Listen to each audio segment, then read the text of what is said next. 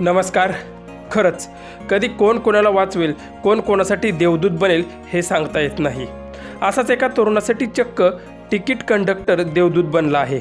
तो कसा ते पुढे व्हिडिओमध्ये तुम्ही पाहू शकता.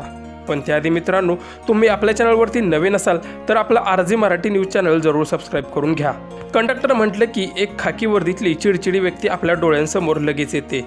कारण दिवसभर जिथे पाय ठेवायला जागा मिळत नाही अशा बसमधील गर्दीतून तिकीट काढणं हे खूपच जिकिरीचं काम आहे.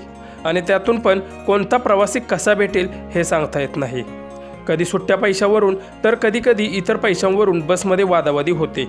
एवढंच नव्हे तर ही वादावादी चक्क मारामारीपर्यंत सुद्धा जाते आणि त्याचे व्हिडिओसुद्धा तुम्ही पाहिले असतीलच. पण सगळेच कंडक्टर तसे नसतात. काही माणुसकीचेही असतात. काम करताना नेहमीच तोंडात साखर आणि डोक्यावर बर्फ ठेवणारे.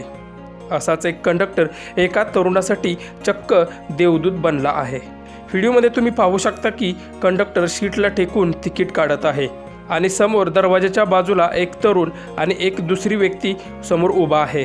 दरम्यान अचानकच उभ्या असलेल्या तरुणाचा तोल जातो आणि बसच्या दरवाजातून बाहेर पडताच त्याला कंडक्टर पकडतो आणि वरती खेचून त्या तरुणाचा जीव वाचवतो. हा सगळा प्रकार अगदी काही सेकंदातच घडतो. बसमधील इतर प्रवाशांना त्याबद्दल काहीच माहीत होत नाही, परंतु बसमध्ये बसवलेल्या CCTVमुळे हा प्रकार उघड येत असून त्या देवदूत बनलेल्या कंडक्टरचं सर्वत्रच कौतुक केलं जात आहे.